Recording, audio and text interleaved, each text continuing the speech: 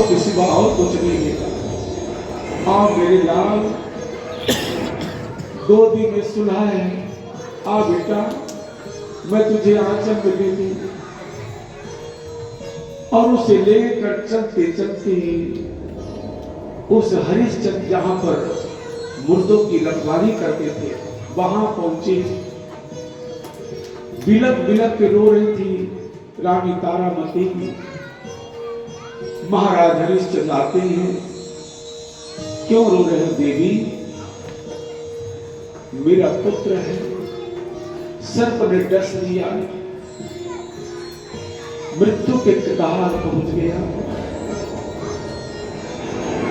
देवी, इस संसार का नियम है संयोग और वियोग।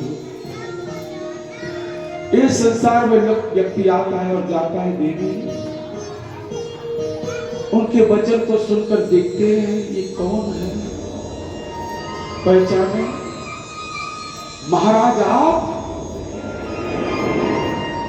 तुम कौन हो देवी? मुझे महाराज कहने वाले, आपने मुझे नहीं पहचाना महाराज। मैं तारामती हूं। तारा? हाँ महाराज। और ये कौन है? ये हमारा पुत्र रोहित है महाराज, सर्प ने डसा है विधाता। देवी, इस समय मैं अयोध्या का राजा हरिश्चंद्र नहीं हूं, अपने मालिक का नौकर हूं। मेरे मालिक का कथन है कि जो चावल दाल मिलेगा मुर्दे के नाम से उसे मुझे ग्रहण करना, और बिना कर दिए तुम अंत्येष्टि नहीं कर सकते थे बालक का, तुम्हें कर देना पड़ेगा। बोले महाराज मेरे पास कुछ नहीं है सिवाय अपने हाथ के, तब तुम इसकी अंत्येष्टि नहीं कर सकते। बोले महाराज अंत्येष्टि करने के लिए कर में क्या देना पड़ेगा? बोले सब कोई मुर्दे की कफन मुझे देते हैं, और जब तक नहीं दोगे कर, तब तक तुम अंत्येष्टि नहीं कर सकते। महाराज मेरे पास तो कुछ नहीं है, केवल आंख के आंसू। क्या मैं साड़ी पहनी हूं, अर्धभाग को देने लगूं, यही उचित होगा। और जब साड़ी को फाड़ने के हुए, उसी समय भगवान ब्रह्मा विष्णु महेश तीनों वहीं पर प्रकट हो जाते। नहीं देवी, नहीं, ना हम देवी, ये पृथ्वी रसातल में चली जाएगी। देवी नहीं, वशिष्ठ और विश्वामित्र प्रकट होते हैं। नहीं नहीं देवी। भगवान के चरणों में जाकर हरिश्चंद्र बहुत रोते हैं। बोले भगवान कृपालु, दयालु, दया के सागर भगवान। विश्वामित्र जी कहते हैं हे राजन, वशिष्ठ जी तुम्हारे नाम के कहते थे कि मेरा शिष्य सत्यवादी है। मैंने उसी परीक्षा लेने के लिए तुम्हारी परीक्षा ली है। राजन, मेरा पुत्र महाराज, उसको काल सर्प नहीं डसा, माइक सर्प डसा। बेटा रोहित, उठो बेटा। रोहित उठ जाके भगवान के चरणों में हरिश्चंद्र कहते भगवान ऐसी परीक्षा किसी से मत देना भगवान। व्यक्ति जीत जाएगा, धर्म को त्याग देगा प्रभु, सत्य का दामन छोड़ देगा। हे राजन, तुम अयोध्या के राजा हो, सर्वविदित है, सत्यवादी हो, ये भी विदित है। लेकिन आज पूरा विश्व जानेगा कि एक भारत में जन्म लेने वाला राजन है जिसे सत्यवादी राजा हरिश्चंद्र कहा जाता है। कहा भी जाता है सत्यमेव जयते, सत्य का ही विजय होता है। राजन जाओ, और वो महाराज सत्यवादी राजा हरिश्चंद्र भगवान का यजन करते, भगवान के लोक को प्रस्थान करते, बड़ताली बजा देते। ऐसे महाराज का जन्म हमारे इस मृत्युलोक में हुआ है। इसी महाराज के पुत्र थे रोहित, और रोहित के वंश में हरित का जन्म हुआ, और हरित के वंश में कई राजाओं के बाद बाहु का जन्म हुआ, और बाहु के कई राजाओं के बाद जब बाहु वृद्धावस्था गए के राज को दूसरे राजा ने हड़प लिए, ते वन में रहते थे। वन में रहे, भगवान का यजन करते थे, भगवान को स्मरण करते थे। ऐसे करते करते इनका शरीरांत हो गया। तो बड़ी रानी सती होना चाहती थी, लेकिन उनके गुरु थे और वरिष्ठ ने कहा कि नहीं, वो गर्भ से है, गर्भवती स्त्री सती नहीं हो सकती। और समय आने पर इसी महाराज बाहु के यहाँ जब रानियों ने इस बड़े रानी को जहर भी पिला के कि इसका संतान मृत्यु को प्राप्त हो जाए, फिर भी भगवान की कृपा से और वरिष्ठ की कृपा से जहर देने के बावजूद भी उस बालक का जन्म हुआ, और उस बालक के नाम रखे गए सगर। स माने शहीद, गर माने जहर, जिनको जहर देकर मारने का उपक्रम किया गया होगा। लेकिन उसके बावजूद भी भगवान की कृपा से और ऋषि की कृपा से महाराज सगर चक्रवर्ती सम्राट हुए। महाराज चक्रवर्ती सम्राट सगर हुए। जिस सूर्यवंश की कथा आप सुन रहे हो, इनकी दो रानियां थी, सुमति और केसरी। सुमति से 60,000 पुत्र हुए, और केसरी से एक पुत्र हुआ जिसका नाम था असमंजस। ये पूर्व जन्म का योगी था। संग दोष से भ्रष्ट हो गया, कई बालकों को कुएं में डालकर डाल दी, सरयू में गिरा दी, जिसके कारण से पिताजी को रात से निकाल दिए। एक समय महाराज सगर ने 100 अश्वमेध यज्ञ करने का संकल्प किया। 99 यज्ञ में कोई परेशानी नहीं, परेशानी कहां होती है? 100वें में। जो 100 अश्वमेध यज्ञ करता वो इंद्र बनता है, और जो पूर्व इंद्र है वो उत्पात मचाता है। इंद्र ने 100वें अश्वमेध यज्ञ के घोड़े को चुराकर कपिल मुनि के आश्रम में बांध दिया। और जो अश्वमेध यज्ञ होता है उसमें घोड़े छुड़ जाते हैं, जिस राह से गुजर जाए या तो सेना के साथ युद्ध करे या दास्ता को शिकार करे। अब घोड़े को चुरा के लेकर यज्ञ कहां से हो, तो घोड़े को खोजने के लिए 60,000 पुत्रों को, सुमति के जो पुत्र थे, भेजा गया। कहते खोदते खोदते जिन जाकर खोदे, वहीं से सागर का निर्माण हुआ। खोदते खोदते कहां पहुंचे? कपिल मुनि के आश्रम में। कपिल मुनि के आश्रम में पहुंचे। 60,000 पुत्र ने कहा, देखो इंद्र ने जाकर घोड़े को चुराकर कपिल मुनि के आश्रम के पीछे बांध दिए। कपिल मुनि तपस्या में थे। किसी ने कहा दुष्ट है, किसी ने कहा साधु है, हमारे यज्ञ के घोड़े को चुरा के ले आया। किसी ने कहा मारो इसको। और जो पत्थर फेंक फेंक के मारे, पत्थरों का ऐसा प्रभाव हुआ, कपिल मुनि के नेत्र से दिव्य ज्वाला निकली, और 60,000 महाराज सगर के पुत्र थे, जो जहां खड़े थे जल करके भस्म हो गए, जल करके भस्म हो गए। दूसरी रानी का जो पुत्र था केसरी से असमंजस वापस आया। योग भ्रष्ट हुए थे, पद भ्रष्ट हुए थे, जितने बालक को जो मारे थे फिर से लाके दे दिए। समय आने पर इसी असमंजस का जो पुत्र हुआ उसका नाम था महाराज अंशुमान। अंशुमान से कहा गया, बेटा जाओ अपने भाई की खबर लेना और घोड़े को जाकर वापस लाना। खोजते खोजते वही कपिल मुनि के आश्रम में गए। कपिल मुनि के चरणों में बैठकर प्रार्थना की कि भगवान, हे प्रभु, ये अस्त्र हमारा है, आप प्रसन्न हो प्रभु। कपिल मुनि ने कहा, देखो बेटा, मैंने किसी के घोड़े को चुरा कर नहीं लाया, अपने यज्ञ को पूरा करने के लिए घोड़े को ले जाओ, और जो तुम्हारे 60,000 पूर्वज भस्म हो चुके हैं, इनको तारने के लिए मां भगवती गंगा को लाओ। गंगा से जाकर ये परम धाम को प्राप्त करेंगे। अंशुमान तप करते करते परलोक सिधार गए, गंगा मैया नहीं आई। इनके पुत्र थे महाराज दिलीप। दिलीप मां भगवती का गंगा का तप करते करते करते परम धाम को चले गए, गंगा नहीं आई।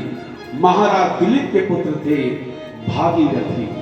भागीरथी गंगोत्री के पास बैठकर माँ भगवती गंगा की आराधना करती, हे माँ, हे गंगा मैया, मेरे पूर्वज तो ब्रह्म श्राप से दग्ध है मैया, मेरा उद्धार करो, मेरे पूर्वजों को उद्धार करो मैया, मेरे पूर्वजों को उद्धार करो, मेरे पूर्वजों को उद्धार करो गंगा मैया। आप तो ब्रह्मलोक में वास करते हो, इस मृत्युलोक में आप गंगा मैया प्रकट होती है। बोले बेटा, मैं तो ब्रह्मलोक में रहती हूँ, मृत्युलोक में जाऊंगी तो मेरा धार इतना प्रवाहित रहेगा, मृत्युलोक को फाड़ कर बैठ प्रसादन में चली जाऊंगी, मेरा वेग कौन सहन करेंगे।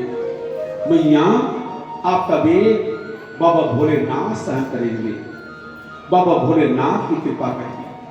बाबा भोलेनाथ से स्तुति किए महाराज भागीरथी ने, और वो माँ भगवती गंगा सुंदर ब्रह्मलोक में रहने वाली,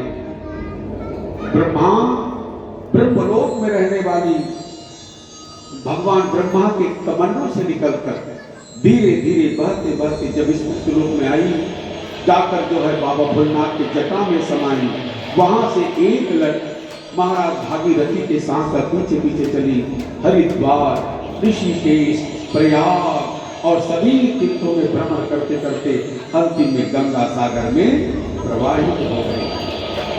ऐसी मां भगवती गंगा भव भय हारनी तारनी, गंगा जल का स्पर्श करना ही परम पुण्य को प्रदान करता है।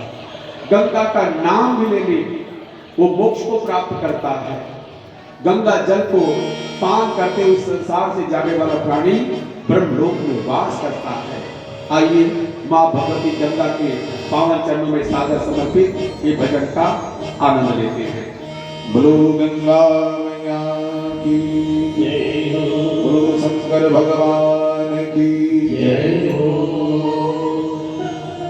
जटाजूट खोल खड़ी अवघड़दानी, अरमान पुरानी की गड़गड़ाहट गंगा बही। जटाजूट खोल खड़ी अवघड़दानी, अरमान पुरानी की गड़गड़ाहट गंगा बही। जटाजूट खोल खड़ी अवघड़दानी,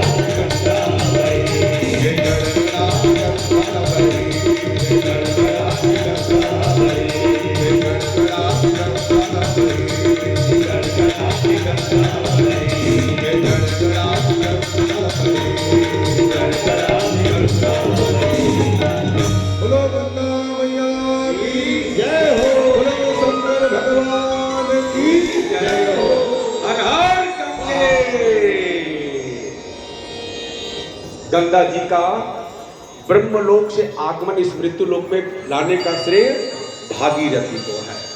गंगोत्री जाओगे तो जहां पर स्नान करते वहां पर भागीरथी की मूर्ति बनी हुई है। जटा से निकली भगवान के शिव के, तो जटा से निकलने के कारण इसको ज्ञान योग कहा गया है। और भगवान ब्रह्मा जी के कमंडल से निकली, इसलिए इसको कर्म योग कहा गया है। और भगवान के चरणों से निकली है, इसलिए इसको ज्ञान योग कहा गया है। तीनों योग समाहित रहते हैं। इसी जाकर भागीरथ के पुत्र हुए शुभ, शुभ से सौदास, सौदास से अस्मक, अस्मक से खडमांग, खडमांग से दीर्घ बाहु, दीर्घ बाहु से रघु, रघु से अज, और अज से महाराज दशरथ हुए। चक्रवर्ती सम्राट अयोध्या के राजा, तीन तीन रानियां, बड़ी रानी कौशल्या जिनका नाम था भानुमति। जिस देश में जैसे जहां से जो आए उसका टाइटल मिलता है। जैसे दुर्ग से कोई लड़की गई है तो उसको दुर्गहीन कहते हैं, और रायपुर से आए उसको रायपुरीन कहते हैं, और नागपुर से आए उसको, ये टाइटल मिलता है फ्री में, पैसा नहीं लगता, एप्लीकेशन देने पड़ता है, उसको इसी बताते हैं। तो ये भानुमति नाम था, भानुमंत राजा थे उस समय में। बड़े ध्यान सुनो, बड़ी आसान थी। अगर आप बात करते हो तो आपका पुण्य उसमें कटिंग हो जाता है। जैसे गलती लिखते हो तो गलती लिखने पर मार्क्स कम मिलते ना, उसी प्रकार से आप अगर बात करते हो, केवल बोलने का अधिकार मेरे को है, आपको सिर्फ सुनने का अधिकार है। हाँ, सिर्फ जिस समय भजन बचे आप बोलो। बोलो वृंदावन बिहारी लाल की जय। तो भानुमंत राजा की उनकी पुत्री का नाम था भानुमति, जिसका विवाह महाराज दशरथ से हुए थे। कई कई देश से राजा के कन्या थी, कई कई सौमित्र देश की कन्या के जाकर विवाह हुआ महाराज से।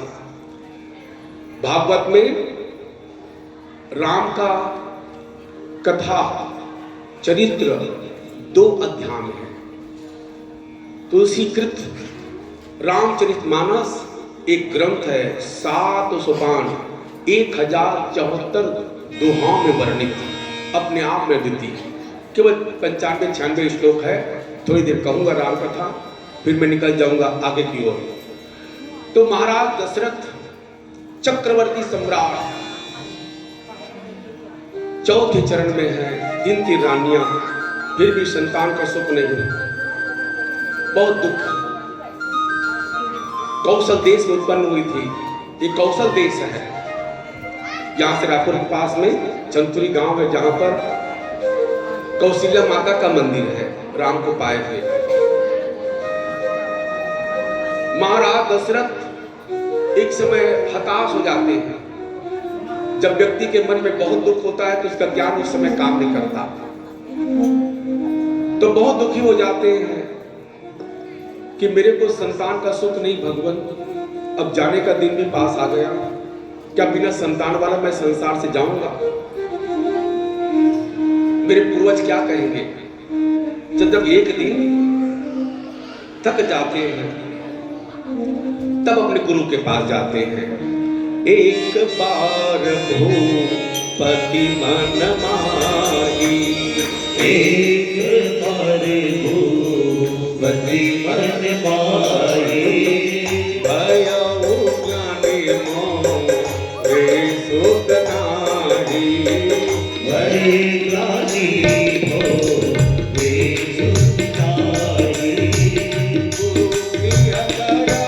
सुख नारी, गुरु दिय गयो तुयत परिवारा,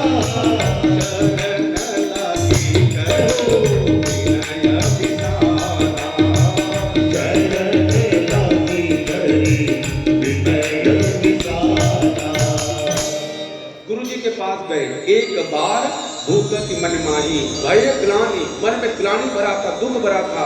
गुरुजी अब मेरा जाने का समय पास में आ गया। क्या महाराज चक्रवर्ती सम्राट दशरथ बिना संतान होकर के इस संसार से जाएगा? क्या मेरे भाग में संतान का सुख नहीं है? निज दुख सुख सब गुरु ही सुनाया, निज दुख सुख सब गुरु ही सुनाया, कहीं वशिष्ठ बहु विधि समझाया, कहीं वशिष्ठ बहु विधि समझाया, धराओ फिर होई हरि सुखचारी, धरहु धीर होई हरि सुखचारी, त्रिभुवन विदित भगत भयहारी, त्रिभुवन विदित भगत भयहारी। बोले महाराज आप चिंता क्यों करते हो? पूर्वज में मुझे कहे कि आपके एक नहीं, दो नहीं, चार चार कुमार का जन्म होगा, लेकिन इसके लिए आपको पुत्रेष्टि यज्ञ कराना पड़ेगा, और वो मैं नहीं कर सकता। उसके लिए आपको सिंगी ऋषि बुलाना पड़ेगा। सिहावा पहाड़ नगरी, धमतरी जिला, वहां सिहावा पहाड़ में सिंगी ऋषि, ये त्रेता वाले हैं, और जो श्राप दिए हमारे परिचित को, वो द्वापर वाले। वो बालक है, ये वृद्ध है। श्रृंगी ऋषि वशिष्ठ बुला, श्रृंगी ऋषि वशिष्ठ बुलावा, पुत्र काम शुभ यज्ञ करावा, पूर्ण काम शुभ यज्ञ करावा, भगति सहित आहुति दीने, भगति सहित होई आहुति दीने, प्रगति अगणित रूप धरीने। प्रगति अगणित रूप दीने। और इसके लिए दास मत भेजना, आप स्वयं जाना। महाराज गए दशरथ, कहाँ अयोध्या के राजा कहाँ गए? सिहावा पहाड़ सिंह ऋषि आश्रम, पैदल चलकर प्रार्थना की, महाराज मैं राजा दशरथ आपके पास आया हूँ। बुलाया गया, पुत्रेष्ट यज्ञ कराया, अग्नि से जाकर सुंदर चरों में खीर निकला, और सब जाकर अर्ध भाग कौशल्य दिया, कौशल्य को अर्ध भाग दिए, पुनः अर्ध कैकेयी दीना, और उसके अर्ध भाग बचा, उसके आधे को कैकेयी को दिए। अब जो चौथा हिस्सा बचा था उसको दो भाग कर दोनों रानी को दिए, कौशल्या को और कैकेयी को, और बोले इसको छोटी बहन सुमित्रा को दो। एही विधि गर्भ हित सब नारी, यही विधि गर्भ हित सब नारी, हरि हृदय हर सिद्ध सुखधारी, हरि हृदय हर सिद्ध सुखधारी, जाति के हरि गर्भ हरि आए, जाति के हरि गर्भ आए, सकल लोक सुख संपत्ति खाए, सकल लोक सुख संपत्ति खाए। यही विधि गर्भ सहित सब नारी, सर्प को गर्भ रह गए, पूरे गर्भवती हो गए, चारों तरफ हर्षोल्लास। भगवान का प्राकट्य का समय, तिथियों में होड़ मची थी। कोई कहते मेरे में जन्म ले लो, प्रतिपदा कहते तुमको परिवार पहले से मिला हुआ नाम, द्वितीया कहते यम द्वितीया है, तृतीया जाकर कजली है, चतुर्थी में गणेश है, नौवीं चुपचाप बैठी थी। भगवान कहते हैं नौवीं तिथि को, नौवीं तिथि मधु मास पुनीता, नौमी तिथि मधु मास पुनीता, शुक्ल पक्ष अभिजित हरिप्रीता, शुक्ल पक्ष अभिजित हरिप्रीता, मध्य दिवस अति शीतल धामा, मध्य दिवस अति शीतल धामा,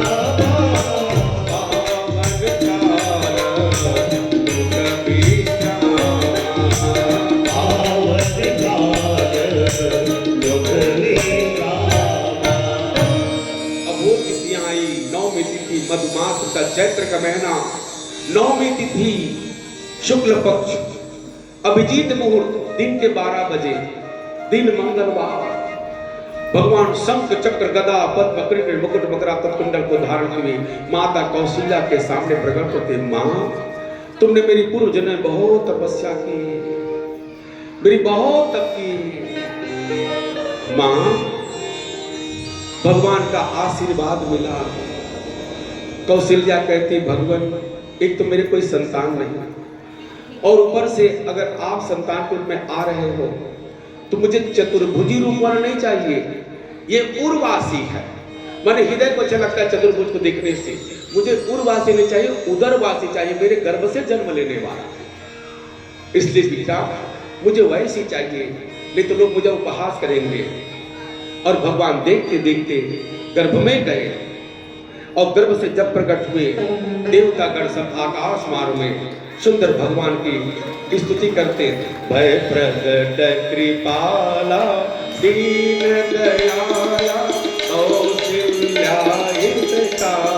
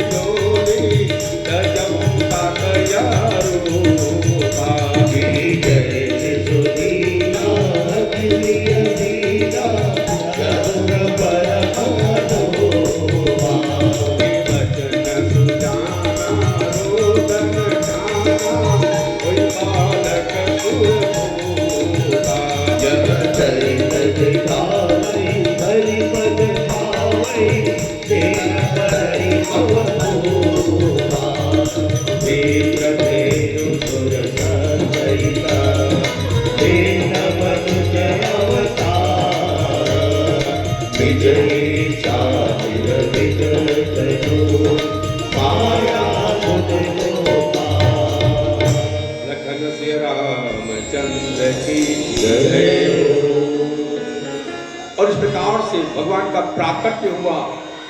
समस्त देवतागण आच्छादित भगवान राम का जन्म हुए। दास दासियों ने कहे, महाराज माता कौशल्या ने सुंदर कुमार को जन्म दिया है, सुमित्रा ने 2 कुमारों को जन्म दिए, कैकेयी ने 1 कुमार को जन्म दिए। धीरे धीरे सबका नामकरण। बोले महाराज ये बड़ा, इसका नाम वशिष्ठ से बुलाए, नामकरण कई महाराज। शो सुख धाम राम असनामा अखिल लोक दायक विश्रामा। ये संसार को विश्राम देने वाला, इसका नाम राम रहेगा। बोले महाराज ये छोटे बालक सुंदर कैकेयी का पुत्र, विश्व भरण कौशल कर जोई ताकर नाम भरत अश हो। ये भरत है, भरने वाला, प्रेम की मूर्ति है। बोले महाराज इनका छोटे का नाम जाके सुमिरन तेरी गुनासा नाम शत्रुघ्न वेद प्रकाशा। इसका नाम शत्रुघ्न है, सबसे छोटे का नाम। उस समय कहते लखनलाल अपनी माँ के दूध पी रहे थे, ढक के रखी थी। बोले महाराज एक बालक का नाम तो बच गया, बोले इनका नाम नहीं रखे, लक्ष्मण धाम और राम प्रिया सकल जगत आधार, गुरु वशिष्ठ ते ही राखा लक्ष्मण नाम उदार। ये लक्ष्मण उदारता का स्वरूप है। समय आने पर विश्वामित्र जी तपस्या के इनको जाकर रक्षा करने के लिए, क्योंकि मरीच सुबाहु ताड़का उनको जाकर प्रताड़ना करते थे, यज्ञ की रक्षा करने के लिए महाराज दशरथ से मांगकर दोनों को ले गए, यज्ञ की रक्षा किए, अहिल्या का उद्धार किए और सुंदर दोनों कुमारों को लेकर जनकपुर पहुंचे। यहाँ पर शिव धनुष को कोई तोड़ ना सके। जब सब राजा हार खा गए, इसने धनुष को तोड़ना तो दूर उठा तक नहीं सके, तो विश्वामित्र कहे उठाओ राम भंजौ भव चापा, मेघ उताप जनक परितापा। जनक राजा मन में परिताप थे और जैसे भगवान ने छुआ धनुष भंग हुआ। सुंदर जाकर देवतागण पुष्पों की वृष्टि करते, शंख भेरी मृदंग नगाड़ा बजने लगता है, जय जयकार करने लगे। सुंदर सखियों के साथ माता सीता आई, भगवान के गले में वरमाला डाली। सुंदर पत्रिका भेजी महाराज दशरथ के पास, अपने चाट जाकर 3 कुमार को लेके आए। वशिष्ठ ने कहा जब चारों भाई एक साथ ही पड़े हो, एक साथ खिले, तो विवाह भी होना चाहिए। माता सीता के साथ भगवान राम का विवाह, मांडवी के साथ भरत का विवाह, शत्रुघ्न के साथ शत्रुघ्न का विवाह और उर्मिला के साथ लक्ष्मण जी का विवाह हुआ। पूर्व के मांगे गए वर के अनुसार भगवान राम, लखन लाल और माता जानकी को 14 साल का वनवास होता है। वन की ओर प्रस्थान करते हैं। दंड कारक रहे यहाँ पर लंका के राजा रावण कूट वेश धारण कर, छद्म वेश धारण कर माता जी का हरण करके लंकापुरी ले जाते हैं। बाणों की सेना को लेकर भगवान राम समुद्र के पास पहुंचते हैं। यहाँ पर 11वां ज्योतिर्लिंग रामेश्वर के भगवान राम के द्वारा स्थापना होती है। रामेश्वरम स्थापना के लिए जामवंत जी से पूछते, जामवंत जी यहाँ पर कोई ऐसा ब्राह्मण हो जो शैव हो, शिव को मानने वाला? बोले इस समुद्र के पास तो कोई नहीं है, 100 योजन की दूरी में लंकापुरी है, वहां के राजा को 4 वेद के ज्ञान है। राजा रावण, क्या रावण आकर यहाँ पे स्थापना कर सकते हैं, पूजा कर सकते हैं? मैं जाता हूं। और जामवंत जी को भेजा गया। रामचरितमानस तुलसी कृष्ण में नहीं है, वाल्मीकि रामायण है। जामवंत जी जाते हैं, द्वारपाल से कहे जाके रावण से कहना जामवंत आए हैं। रावण उठते हैं, अपने सिंहासन से दौड़ के दरवाजे के पास आए और कहते दादाजी आइए, क्योंकि पुलस उनके जो दादा थे उनके सगे भाई थे जामवंत जी, ब्रह्मा के ही पुत्र ये थे। बड़े स्वागत के साथ ले गए। जामवंत ने कहा बेटा राम है, जाकर सुंदर शिव की स्थापना करना चाहते हैं समुद्र के पास, क्या तुम उनके पूजा विधि विधान से करा सकते हो? अवश्य। और पूजा जो होगा बिना पत्नी का नहीं होगा, अवश्य आएगा। मेघनाथ से कहे मेघनाथ कल सूर्य उदय के पूर्व सीता को लेकर के समुद्र के किनारे जाना, उधर रामेश्वर का पूजन होना है। शनि देवता को तो टांग देते उल्टा, इंद्र देवता जल भरते थे, कुबेर देवता झाड़ू लगाने का काम कर रावण के यहाँ, समस्त ग्रह उसके अधीनस्थ रहते थे। सभी ग्रहों को ठीक किए, सूर्य यहाँ पर, चंद्र यहाँ, मंगल यहाँ, बुध यहाँ, गुरु यहाँ, शुक्र यहाँ, शनि यहाँ, ग्रहों को ठीक किए और 4 बजे भोर मुहूर्त में पहुंचे राम के पास। विधि विधान से इधर से माता सीता पहुंची, विधि विधान से रामेश्वर की स्थापना की। जब पूजा हो गया तो राम ने कहा हे ब्राह्मण देवता, मैं आपको दक्षिणा क्या दूं? मुझे दक्षिणा दे सकोगे राम? आप बोलो, मुझे दक्षिणा जो मांगूंगा दे सकोगे? आप मांगिए भगवान। ठीक है हे राम, जिस समय मेरे प्राण निकले उस समय तुम्हारा नाम मेरे मुख में आया। एक बार ताली बजा दीजिए। हे राम, जिस समय मेरा प्राण निकले उस समय तुम्हारा नाम आए, अवश्य। और रामेश्वर की स्थापना हुई। समय अनुसार राम और रावण का भयंकर युद्ध हुआ।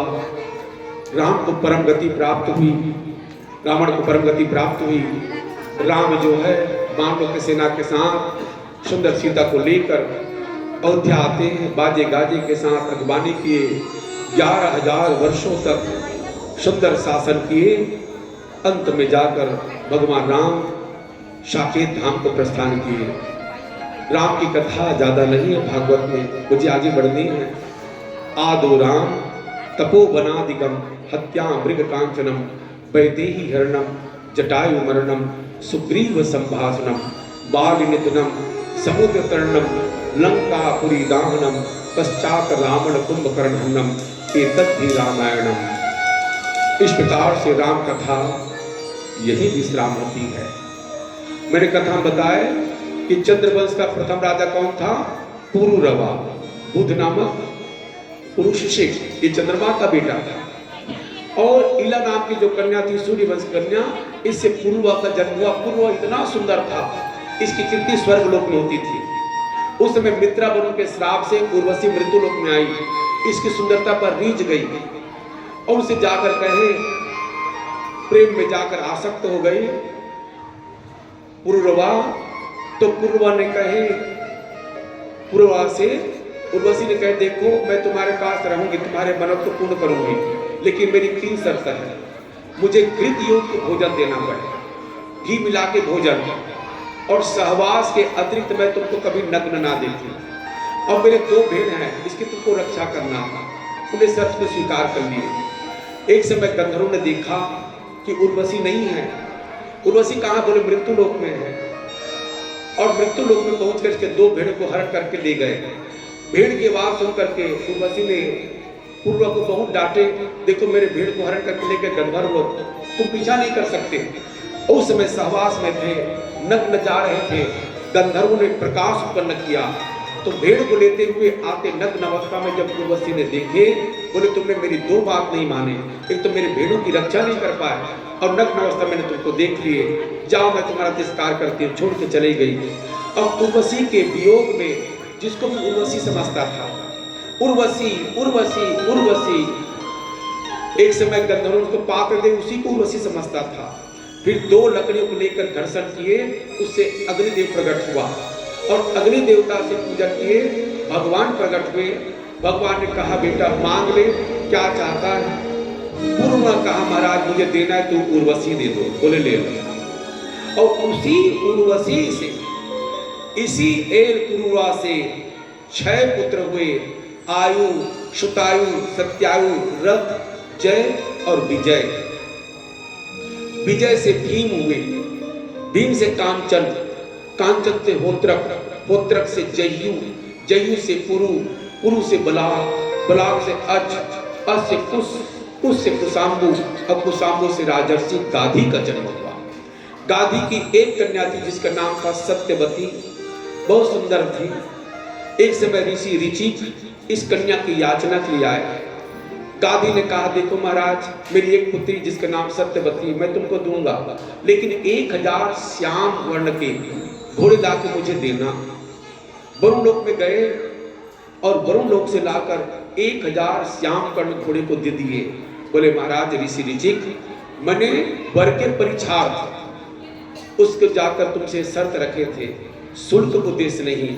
और सत्यवती का विवाह ऋषि ऋचिक के साथ हुआ, क्षत्रिय कन्या का विवाह ब्राह्मण के साथ। एक समय सत्यवती ने कहे, देखो मैं अपनी माता पिता की इकलौती संतान हूँ, मेरा विवाह आपके साथ हो गया और आप तो सिद्ध पुरुष हो, ऐसा कोई उपाय करो कि मेरी माँ को और संतान की प्राप्ति हो, पुत्र हो, और मेरे को भी पुत्र हो। ऋषि ऋचिक ने 2 पात्रों में खीर बनाए, एक को अपनी पत्नी के लिए ब्राह्मी मंत्र से और एक को क्षत्रिय मंत्र से अपनी पत्नी के लिए। दोनों में मंत्रोच्चारण किए। बोले मैं पूजा करके आ रहा हूँ, फिर तुम दोनों के भाग के खीर को तुमको दूंगा। माँ और पुत्री थे। माँ ने कहे, हो सकता है कि दमान जी तुम्हारे लिए विशिष्ट खीर बनाए होंगे, तो ऐसा करो तुम्हारा खीर मुझे दे दो और मेरा खीर तुम ले लो। आपस में बांट लिए। जब आए ऋषि ऋषि पूछा कि खीर कहाँ है, उन्हें कहा हम लोग तो आपस में बांट के बदल लिए। बोले देवी तुमने गलत किया, मैं अपने लिए ब्राह्मी मंत्र से बनाया था और तुम्हारी माँ ने ब्राह्मी मंत्र के चिर खाए हैं, इसलिए क्षत्रिय कुल में जन्म लेकर तुम्हारा जो भाई होगा वो ब्रह्मनिष्ठ होगा और समय आने पर इसी सत्यवती के जाकर भाई के रूप में विश्वामित्र का जन्म हुआ। ये क्षत्रिय वंश में थे लेकिन ब्राह्मण का कर्म करते थे। और तुम्हारा जो पुत्र होगा बहुत उग्र होगा और पौत्र होगा वो क्रूरगामी होगा। और समय आने पर सत्यवती के गर्भ से जमदग्नि मुनि का जन्म हुआ। रेणुका की कन्या रेणुका से का विवाह हुआ, जिसके 4 पुत्र हुए। सबसे छोटे बेटे का नाम था परशुराम। परशुराम थे। एक दिन महिष्मतीपुरी का राजा कार्तवीर्य दत्तात्रेय की आराधना करने के कारण से 1000 भुजाएं प्राप्त किया था। 10,000 उसके पुत्र थे। इसी जमदग्नि मुनि के आश्रम में आए। जमदग्नि मुनि ने बढ़िया आवा भगत किए, बढ़िया भोजन कराए, सैनिकों को भोजन कराए। एक ऋषि के यहाँ इतना विशिष्ट पदार्थ को देखकर महिष्मती का राजा कार्तवीर्य सहस्त्रार्जुन मन में सोचे कि ऋषि के यहाँ इतना फल फूल कहाँ से आ गया। पूछते कि महाराज ये सब कहाँ से लाए हो, तुम्हारे पास कैसे आया। बोले ये सब हमारी कामधेनु गैया देती है, ये हमारी माँ है। महिष्मती का राजा बोले तब ऐसी गाय तुम्हारे पास, इसको तो राजमान होना चाहिए। और उस ब्राह्मण के गौ को छीन के ले जाने लगे। जब तक ने कहा देखो ये हमारी माँ है, इसको पशु मत समझना, इसकी पूजा करते हैं। राजा एक ना माने, पकड़ करके ले गए सैनिकों के साथ। इनकी माँ जो थी रेणुका अपने पुत्र को पुकारी, बेटा परशुराम, बेटा परशुराम। दौड़ते हुआ है, क्या हुआ माँ, देख रहे हो क्षत्रिय की कुल हमारे गौ माता को ले गए, काम धन को ले गए इधर से परशुराम, उधर से 12 अक्षौणी सेना भेजे महिष्मती का राजा कार्तवीर्य सहस्त्रार्जुन। घमासान युद्ध हुआ, फरसे से काट काट कर उनके रक्त से 9 तालाब बना डाले। अंतिम में महिष्मती का राजा सहस्त्रार्जुन मारा गया और अपने कामधेनु गाय को लेकर के जाकर फिर वापस आया। पिताजी ने कहे बेटा हम ब्राह्मण हैं, राजा को तुमने मारा है, इसलिए ब्रह्म हत्या तुम पर लग गई। जाओ चारों धाम का तीर्थाटन करके आओ। चारों धाम गए, श्रीरंगवीरपुर, रामेश्वरम, गया, बनारस, काशी, सब में स्नान ध्यान के वापस आए। एक दिन इनकी माँ है जल लेने की नर्मदा के पास गई। नर्मदा में स्नान करके जा रही थी, वहीं पर गंधर्व और गंधर्वा स्नान कर रहे थे। उनको देखकर विलंब हो गया। विलंब हो गया तो जमदग्नि मुनि पूछते हैं क्यों, विलंब का कारण क्या है, तुम इतनी देर विलंब से क्यों आई हो। पति की बात को सुनकर उन्हें कहे देखो जी, गंधर्व और गंधर्वियां स्नान करे थे जल क्रीड़ा, वो इसको देखने लग गई। बोले उल्टा, पर पुरुष को स्नान करते देख रही है, पर स्त्री को अपने बड़े बेटे से कहे अपनी माँ को वध कर दे, गला काट दे इसकी। बड़े बेटे ने कहा नहीं मेरी माँ है, मैं गला नहीं काट सकता। मंझले बेटे से कहा गया अपनी माँ की बात मान जा, अपनी माँ के गला को काट दे। उसने कहा मैं भी नहीं काट सकता। तीसरे पुत्र से कहा गया अपनी माँ का वध कर दे, गला काट दे। तीसरे ने भी कहा कि मैं अपनी माँ को मार नहीं सकता। चौथे बेटे थे परशुराम। बोले बेटा परशुराम, मेरी आज्ञा का पालन मेरे तीनों पुत्रों ने किया और तेरी मां ने किए, इसलिए अपनी मां के गला को और अपने तीनों भाई के गला को काट दे। उठाया फरसा, अपनी मां के गले को काट दिया, तीनों भाई के गले को काट दिए। जमदग्नि मुनि बहुत प्रसन्न हुए। वारे बेटा, बेटा हो तो तुम जैसे आज्ञाकारी, तुम जैसे आज्ञा पालन करने वाले, तुम्हारे पितृ भक्ति पर मैं बहुत प्रसन्न हूँ। मांग लो जो तुम्हारे मन में इच्छा है। उन्हें कहा पिताजी मुझे 2 वरदान देना।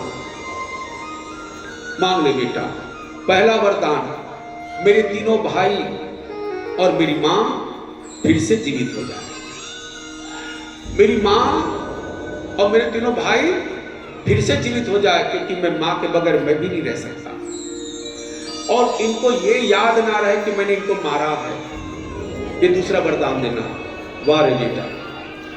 एक दिन जो 10,000 पुत्र सहस्त्रार्जुन के भाग गए थे, जमदग्नि मुनि के सिर को काट के ले गए। उनकी मां ने 21 बार अपने छाती को दबा जाकर पड़े कहते थे, तड़पे थे, बेटा परशुराम, बेटा परशुराम। परशुराम आए और चढ़ाई के महिष्मतीपुरी पर 10,000 पुत्र को मारे। उससे जाकर 9 तालाबों का निर्माण हुआ और अपने पिता के सिर को लाए और फिर से रखे जीवित हुए वृक्ष संजीवनी विद्या के द्वारा फिर से जाकर अभी इस समय महेंद्र पर्वत पर भगवान की तप कर रहे हैं। आने वाले समय पर सप्तऋषि में सुंदर भगवान परशुराम रहेंगे।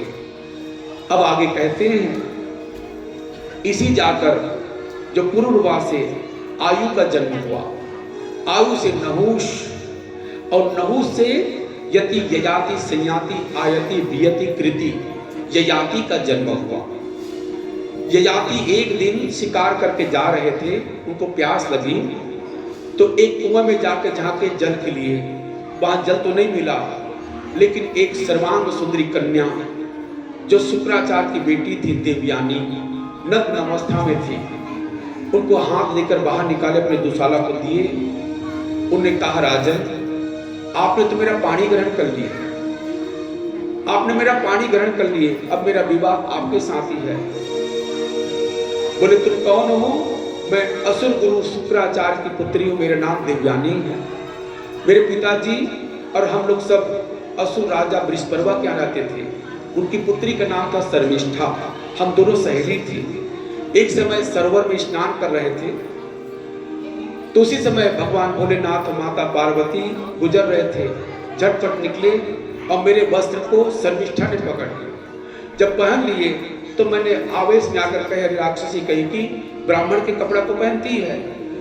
उन्हें जाकर फुफकारते हुए मुझे नग्न अवस्था में इस कुएं में ढकेल दिए। और वैसे भी मुझे श्राप मिला है, वो श्राप ये मिला है कि बृहस्पति के बेटे थे जिनका नाम था कच्छ। बृहस्पति को मृत संजीवनी विद्या नहीं आती थी, तो मृत संजीवनी विद्या सीखने के लिए अपने बेटे को असुर गुरु शुक्राचार्य के पास पढ़ने के लिए भेजे थे।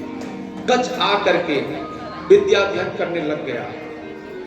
कभी जाकर असुरों को मालूम चले ये बृहस्पति का पुत्र है तो कई बार मारे, कई बार फिर से जाकर मेरे कहने से वो जीवित कर दे मेरे पिताजी। एक दिन ऐसा हुआ कच्छ को मारकर जलाकर उसके भस्म को मदिरा में मिलाकर मेरे पिताजी शुक्राचार्य को पिला दी। शाम तक से कच्छ नहीं आया। जब कच्छ नहीं आए तो मैंने बारंबार पिताजी से कहे पिताजी कच्छ नहीं आए, कच्छ कहाँ है?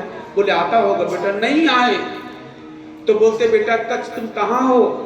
उन्हें कहा पिताजी गुरुजी मैं तो तुम्हारे उदर में हूँ। बोले उदर में तुम कैसे पहुंचे?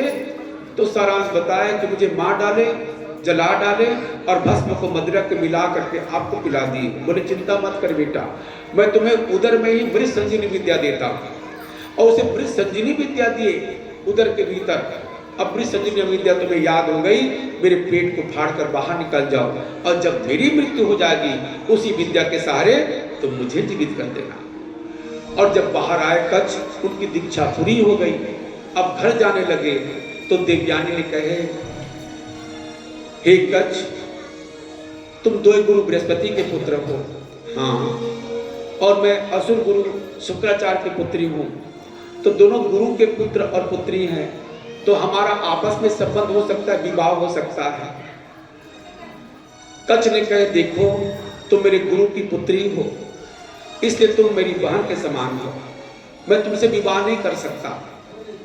बारंबार देवयानी प्रस्ताव करते रही, बारंबार कच्छ उसे टालते रहे। अंतिम में ये हुआ, रुष्ट होकर देवयानी कहती है तुम मुझसे विवाह नहीं करोगे? बोले कभी नहीं। अब भी पूछती हूँ विवाह नहीं करोगे? बोले कभी नहीं। तो ठीक है, जो मेरे पिताजी से तुमने ज्ञान प्राप्त किया है मृत संजीवनी विद्या, वो यहीं पर निष्फल हो जाएगी, तुम्हारा जीवन में कोई काम नहीं आएगा। कच्छ ने कहे मैं मृत संजीवनी विद्या नहीं जानूंगा तो मेरा काम नहीं बनेगा, ये नहीं जानता, लेकिन तुमको भी श्राप देता हूं, तुमको ब्राह्मण पति नहीं मिलेगा। इसलिए हे राजन आप मुझे स्वीकार करें। और इसी ययाति से देवयानी से यदु का जन्म होता है।